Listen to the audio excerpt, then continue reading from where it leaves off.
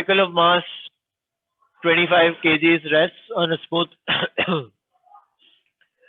smooth slope so that it is at 31 degrees to the horizontal. It is pulled by a force of 300 newtons up the plane. Taking the value of g as 10 meters, calculate the acceleration of the particle up the plane. अगर acceleration ऊपर point कर रही है यानी movement ऊपर हो रही है तो friction कहाँ होगा? नीचे आ रहा होगा. अच्छा smooth plane है, सही है. Okay, I didn't see that.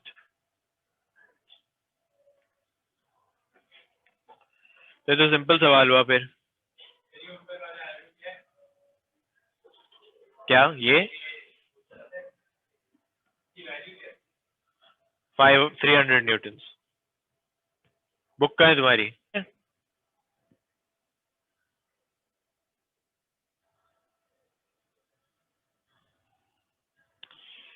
Okay, ये सिंपल सवाल है.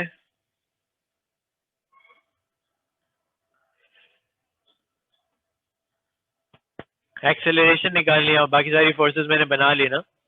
सही है, फ्रिक्शन तो आएगा नहीं बिकॉज स्मूथ प्लेन है. तो मैं कहता हूँ नेट फोर्स जो है वो इक्वल्स टू एम ए हो जाएगी.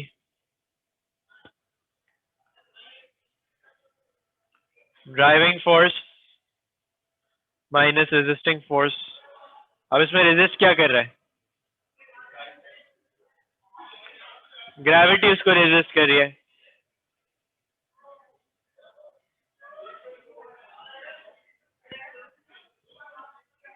I want the window to be open because I want ventilation. And I don't know why these guys are making so much noise. So driving force is 300, 250 sine 30, 1. 31 था ये, 31. Equals to ma. So 25a. तो simple सवाल है फिर. Acceleration निकल आएगी.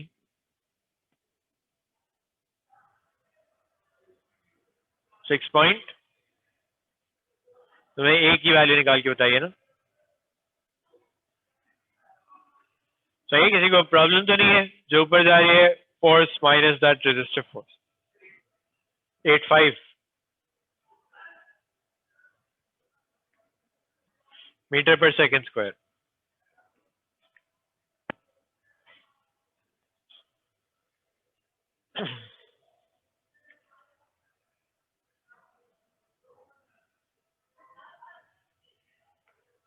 There's someone really loud outside.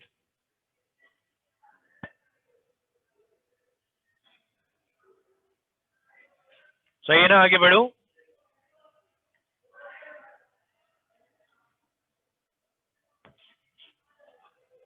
Of 6.1 newtons is at rest on a plane inclined at angle 11 to the horizontal where tan alpha is equals to 11 over 60. The coefficient of friction between the block and the plane is mu. A force of magnitude 5.9 newtons acting parallel to a line of greatest slope is applied to the block.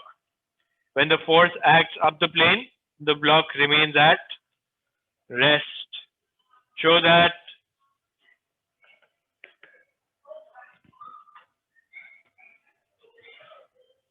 mu is greater than or equals to 4 over 5.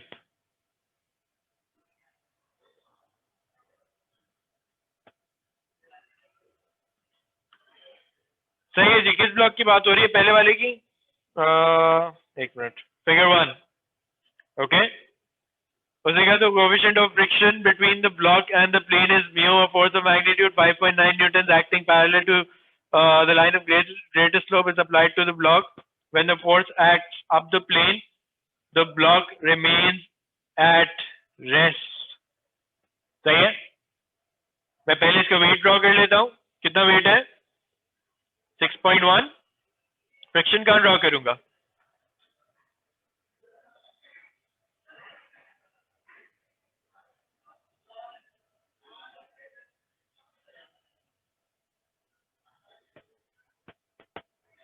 The block remains at rest. Show that mu is greater than or equals to 4 over 5.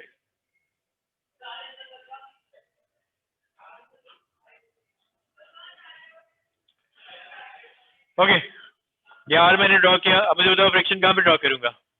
नीचे draw करूंगा। क्यों? Because I am trying to get it to move up the plane. That's the hint in the question. ये मैंने कल भी आपको बताया था कि आप ये सोचेंगे मोशन कहाँ पे होने वाला है। ओके, यहाँ पे ये तो नहीं कहा हुआ कि I am preventing it from going down. What I said is I am trying to make it move up. Okay, so the friction has to go down. यहाँ पे क्या हो जाएगा? It says when the force acts up the plane, the block remains at rest. Okay, show that mu is greater than or equals to 4/5. अब इसको show कैसे करेंगे ये देख लेते हैं। ये हो जाएगा 6.1 cos alpha, 6.1 sin alpha. Okay, अच्छा, जब भी आपके पास ऐसा सवाल हो तो मैंने आपको कहा था कि आप जो है वो tan अल्फा अगर 11/60 है तो आप इसको कन्वर्ट कर लें। sin अल्फा कितना आएगा और cos अल्फा कितना आएगा? कैसे कन्वर्ट करना सिखाया था मैंने? There were two ways of converting it. Pythagoras से कर सकते हैं या फिर डायरेक्ट आप कैलकुलेटर पे भी लिखेंगे ना और कैलकुलेटर के आंसर को यूज करेंगे तो होल नंबर्स में आपको आंसर दे देगा। ट्राई करो जरा कैलकुलेटर पे, instead of trying to draw triangle and then figuring out कि क्या हो रहा है।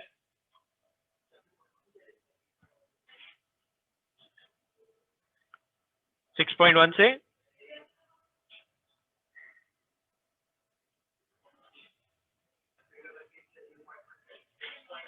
6.1 लिखा है, वो न्यूटन में फोर्स लिखी हुई है, ग्रेविटी लिखी हुई है। ये मुझे बताओ साइन अल्फा कितना आ रहा है? 11/61 और ये हो जाएगा 60/61। सही है। Even without drawing a right triangle I can use my calculator to speed up calculations. Okay okay, then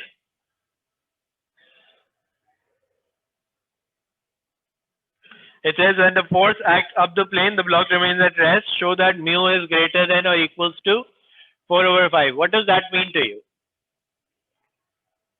greater than की साइन कहां से लेकर आऊंगा मैं? क्या मैं कह रहा हूं, कह सकता हूं कि अगर ये ब्लॉक मूव नहीं कर रहा तो फ्रिक्शनल फोर्स जो है वो ग्रेटर देन और equals to the driving forces है। सही है। या मैं कह सकता हूं कि द रेजिस्टिंग फोर्सेस, मैं इसको रेजिस्टिंग कह देता हूं, resisting forces are greater than और equals to the driving force, इसलिए जो है वो मूव नहीं कर रहा। अब रेजिस्टिंग फोर्स में क्या क्या है? 6.1 साइन अल्फा और frictional force is greater than or equals to the driving force. Okay, 6.1 into 11/60, 1. Frictional force is mu into r. सही है? Everybody understands this so far? 1.1 बन गया। r कितना है? r is 6.1 cos alpha. सही है?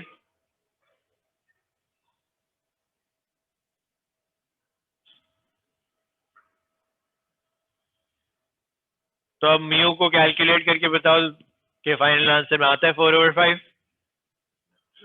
कोई चेक करके बता दे मुझे। 5.9 माइनस 1.1 करो, कॉस अल्फा की तो वैल्यू है ना, कॉस अल्फा की वैल्यू है 60/61। या मैं एक काम करता हूँ, मैं लिख देता हूँ so that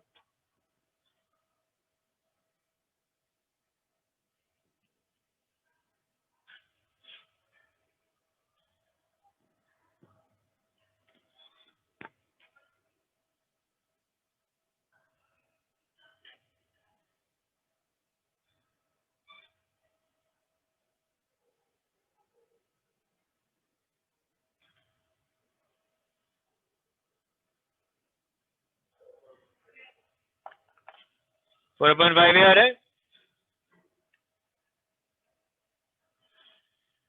okay,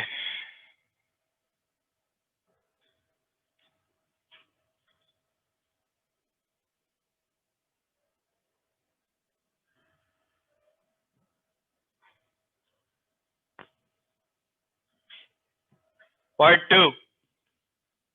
When the force acts down the plane, the block slides downwards. What does that tell you? Driving force greater हो गई है और उसने शो करने को ही कहा हुआ है, उसने एक्सेलरेशन निकालने को तो नहीं कहा. What has changed in the question? The direction of friction has changed. अब नीचे जा रहे हैं, अब ये वही होगा.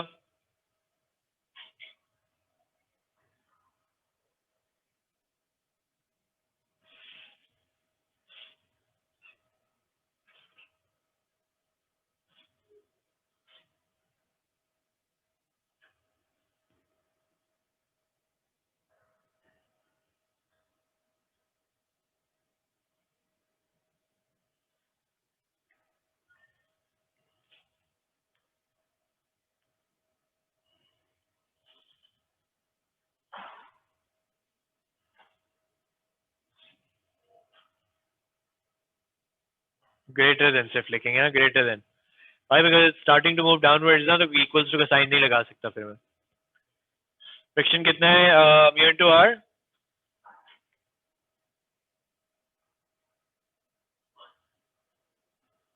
Six 6.1 cos.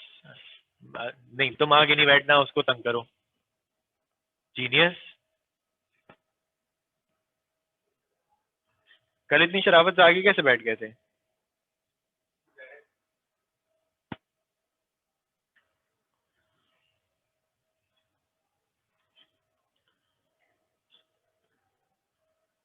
Can somebody tell me if mu is less than 7/6 आ रहा है? Is that happening? मैं इसको थोड़ा सा ऊपर मूव कर रहा हूँ, सही है, ताकि आपको नजर आए.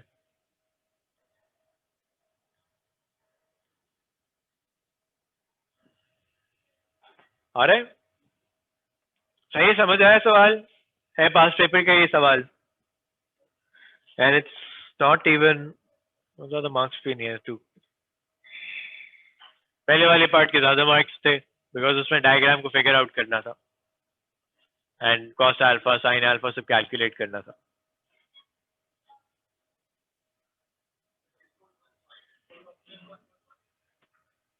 वन 1.1 लिखा है.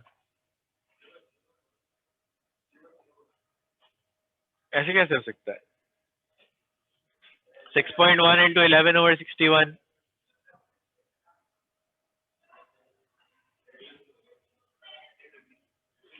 उससे फर्क नहीं पड़ेगा, लेकिन अगर तुमने ये लिखा हुआ है,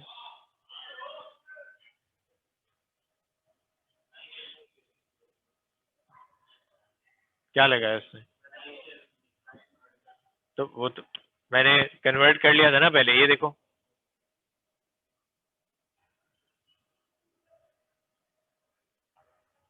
सही है, क्लियर हो गया यहाँ तक? आखिरी पार्ट क्या कहता है कि given that the acceleration of the block is 1.7 when the force acts down the plane, find the value of mu. Okay, find the value of mu. अब acceleration क्या जा रही है? नीचे जा रही है and the block is moving downwards. तो मैं इस तरह का डायग्राम बनाऊंगा, मैं कहूंगा दो arrows, that tells you acceleration कितनी है? 1.7. तो अब मैं आपसे क्या कहूंगा पार्ट 3 में कि net force equals to ma करते हैं. नेट फोर्स क्या होगी? Driving force minus resisting force equals to ma. m कितना था? m दिया हुआ 0.61. सही, 6.1 न्यूटन का वेट है तो 0.61 जो होगा इसका मास हो जाएगा. ओके, ड्राइविंग फोर्स कितनी है? 6.1 साइन अल्फा. रेजिस्टिंग फोर्स कितनी है? अच्छा, दो ड्राइविंग फोर्स थी ना.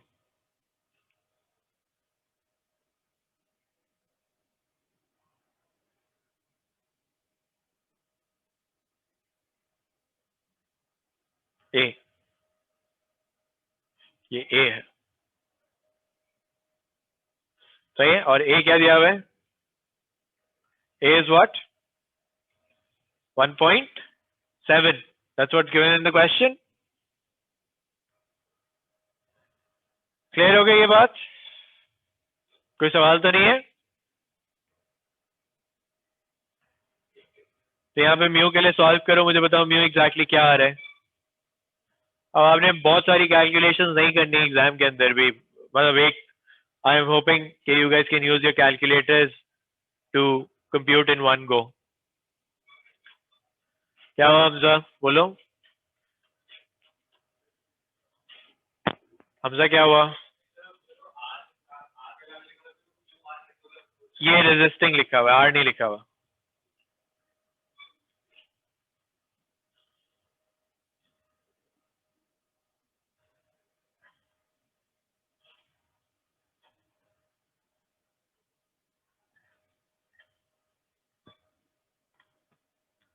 क्या आ रहा है म्यू?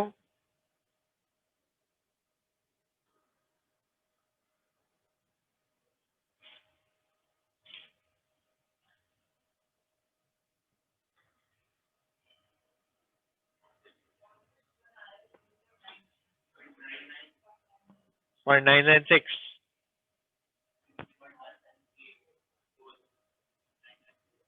9 एग्जैक्ट किसने किया है?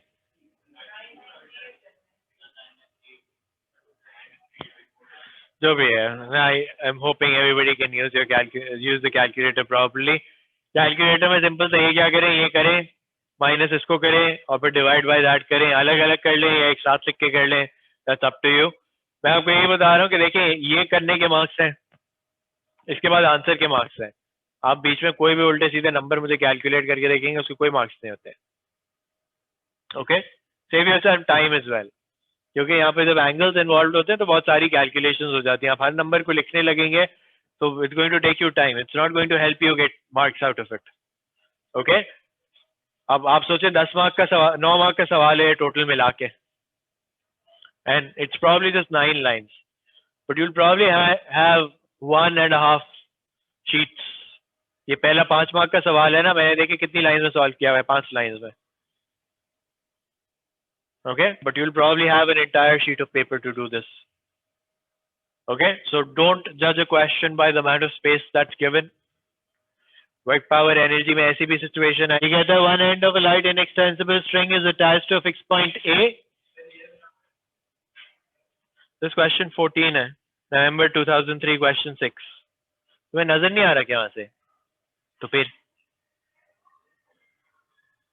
one end of a light inextensible string is attached to a fixed point A of a fixed vertical wire. The other end of the string is attached to a small ring B of mass 0.2 kgs. तो यहाँ पे जो string B है उसका मास कितना है? तो यहाँ पे कितनी फोर्स बना दूं मैं?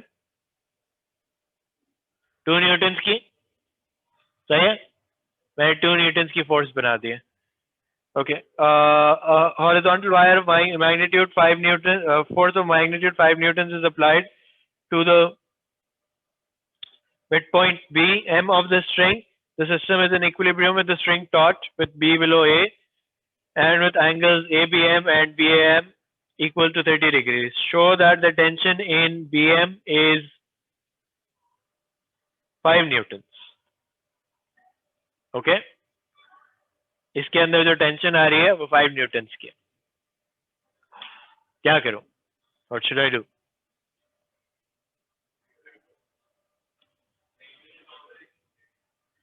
किसके कंपोनेंट्स को ब्रेक करूं? मैं कहां से ब्रेक करूं? मैं क्या यूं करके, sorry, let me just take a different color. I can take a red, right? यूं? Should the tension be pointing like that? No?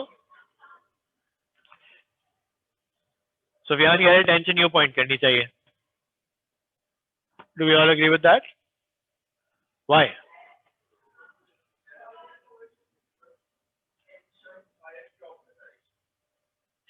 मैंने आपको टेंशन के बारे में बताया था. Tension is also something that can change direction.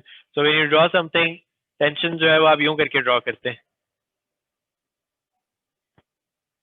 See, the first thing that you should always decide in such questions, मैंने आपसे कहा था कि जब आप इक्वेशंस बनाने जाते हैं, you need to decide कि किस पॉइंट पे आप बात कर रहे हैं. If you decide at this point you want to make equations at this point and you're trying to resolve forces at this point, then आप सोचें कि इस point पे ये वाली tension तो इसको ऊपर खींच रही होगी. This tension is pulling it upwards, right? But if you talk about the forces acting on this point, then tension is pointing downwards and upwards like that. Does everybody agree with that? Right? So मेरा reference point क्या है? Very important to determine that. तभी मैं equations बना पाऊंगा. और अगर मैं यहाँ पे equations draw up कर रहा हूँ, then this B actually becomes very irrelevant. There is no relevance of B. Why? Because इसका weight जो है वो इस point पे act कर रहा है, इस point पे act नहीं कर रहा. सही है? ये जो point M है, उस पे क्या act कर रहे हैं? दो tensions act कर रही हैं और एक rightward force है 5 newtons की. So you know that the tension in BM is 5 newtons. अब there is no other. अब मुझे बताओ इस force इस point पे जो है वो कितनी forces act कर रही हैं? 3. So instead of trying to resolve forces, what can I do? Lamy's theorem लगा सकता हूँ मैं. एक टेंशन इसको B कह देते हैं, इस टेंशन को A कह देते हैं.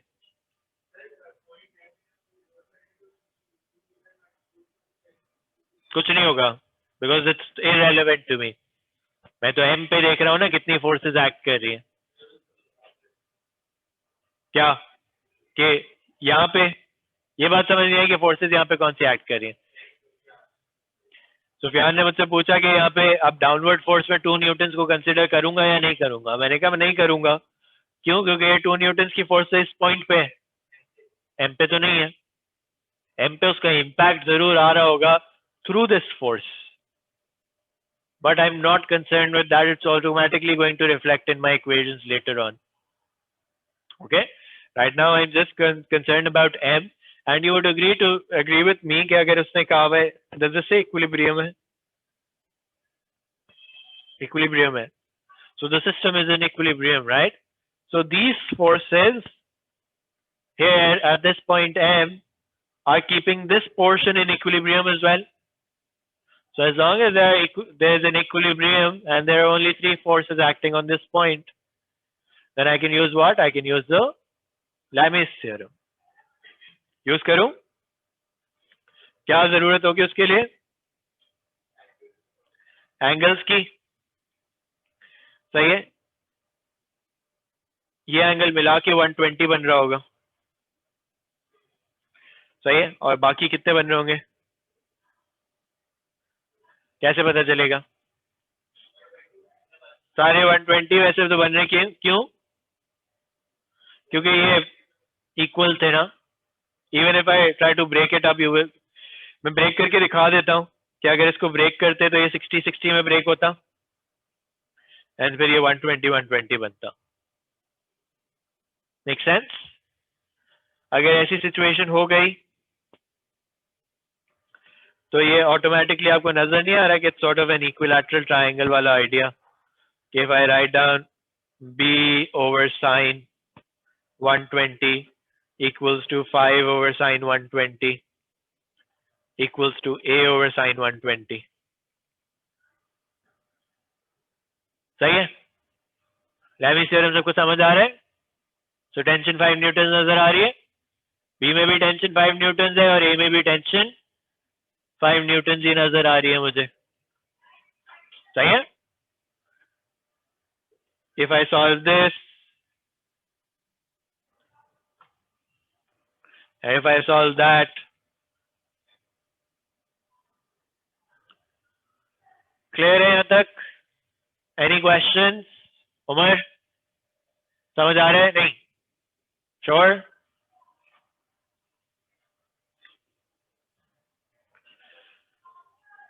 It's 10:48. Okay. No, I will finish this question and then wrap it. It's Wednesday, Tuesday. Okay, so I told you momentum करेंगे ना in the next class. क्या? आज के दिन तो inclined plane, कल के दिन में momentum कहा था ना. अच्छा, उसने कहा the ring is on the point of sliding up the wire. The ring is on the point of sliding up the wire. Find the coefficient of friction between the ring and the wire. So if this is 2 newtons, where is the friction going? Down. Why? Because the ring is about to slide up the wire. ऊपर जाने लगी है ना ring, तो friction कहाँ आ जाएगी? नीचे आ जाएगी. यहां तक बात क्लियर है अनुषा? Make sense? ओके. अब मुझे बताओ कि इस पॉइंट पे, अब क्योंकि इस पॉइंट पे हमें इक्वेशंस बनानी पड़ेंगी, तो इस पॉइंट पे कौन कौन सी फोर्स है? What forces are acting on this point? एक टेंशन आ रही होगी, इसको रिजॉल्व करना पड़ेगा. ये हो जाएगी 5 cos 30 एंड 5 sin 30. ओके, यहां तक बात क्लियर हो गई? इसका नॉर्मल रिएक्शन क्या होता है? अपवर्ड्स. बताओ. परपेंडिकुलर टू द सरफेस होता है. Your surface is right now vertical, so your normal reaction is going to be like that. क्या? Because I'm pulling it this way. सही है. तो इक्विलिब्रियम सोचो तब स्टैब्लिश होगा तो जब तुम्हारे पास लेफ्ट पे भी एक फोर्स हो ना, क्योंकि रिंग जो है वो लेफ्ट राइट तो नहीं जाएगी, ऊपर नीचे जाएगी. Make sense? आर में सुफियान ने मैं बताया कि it's always perpendicular to the surface, so it could either face to the left और टू द राइट. मैंने लेफ्ट इसलिए बनाया क्योंकि राइट पे बैलेंस करने वाली फोर्सेस है. Okay, more complicated. ये फिजिक्स में किया है नहीं किया? नहीं किया. सही है. तो अब ये वाले क्वेश्चंस काफी सारे हैं, इसमें गौर से करना इनको. अब इधर इक्वेशंस बनाऊंगा मैं. सही है. इधर मैं इक्वेशंस बनाना शुरू करता हूं. क्यों? क्योंकि मुझे फिर कोफिशिएंट ऑफ फ्रिक्शन निकालना है. तो मैं यहाँ पे ऊपर इक्वेशंस बना रहा हूं. पहले मैंने कहा कि left equals to right. Equilibrium है ना, तो लेफ्ट पे आर आ रहा था, राइट पे आ रहा था 5 sin 30. तो आर कितना हो गया? 2.5. Up equals to down. अब कौन कौन सी फोर्स जा रही है? 5 cos 30 जा रही है, और कुछ है? सही है ना? अच्छा, अब देखो, वैसे लेफ्ट इक्वल्स टू राइट में ये एम इररिलेवेंट हो गया ना.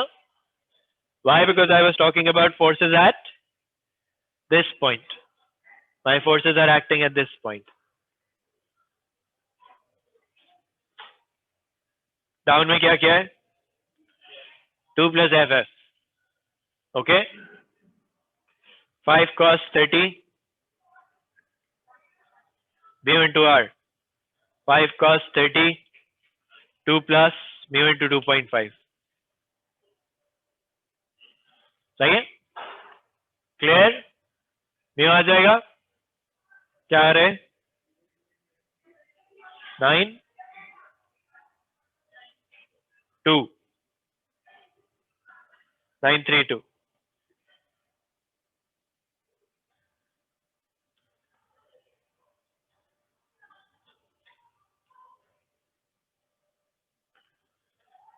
सही है. अगला आखिरी पार्ट देखो. A particle of mass m kg is attached to the ring. The ring is now on the point of sliding down. सही है. डायग्राम रिकंस्ट्रक्ट करना पड़ेगा. मैं अभी इसको इरेज नहीं करना चाह रहा. But I'll just tell you briefly with that pointer कि होगा क्या कि अब ये जो 2 की फोर्स थी ये बढ़ जाएगी ना. कितनी हो जाएगी? 2m नहीं, 2 plus 10m. 2 plus 10m. ये बात सबको समझ आई कि एक और रिंग ऐड कर दिया मैंने यहाँ पे. It's now sliding down the plane. तो अब ऊपर क्या चला जाएगा? Friction. Friction will move up. और कुछ चेंज होगा? आर चेंज होगा. आर तो सरफेस होता है, सरफेस से परपेंडिकुलर होता है. वहीं पे रहेगा। राइट पे भी कोई फोर्स चेंज नहीं की तुमने, तो आर की वैल्यू भी वैसे सेम ही रहेगी, तो यानी फ्रिक्शन की वैल्यू भी फिर सेम ही रहेगी। Okay, I am not solving this question right now because I don't want to erase this diagram right now. You can complete it at home. 2 marks का सवाल है। 2 मार्क्स का इसलिए क्योंकि इसमें ज्यादा चेंज नहीं आ रहा, इसमें सिर्फ डायरेक्शन चेंज हो गई। सही है, क्लियर है सबको? Okay, I will decide what I want to do over the next 2 classes because I think इसमें काफी सारे क्वेश्चंस ऐसे हैं जो थोड़े से चैलेंजिंग है। ये वाला कॉन्सेप्ट नया था आपके लिए। I haven't been able to put it up on the lecture, so I will do that. Let me take attendance and then you can go.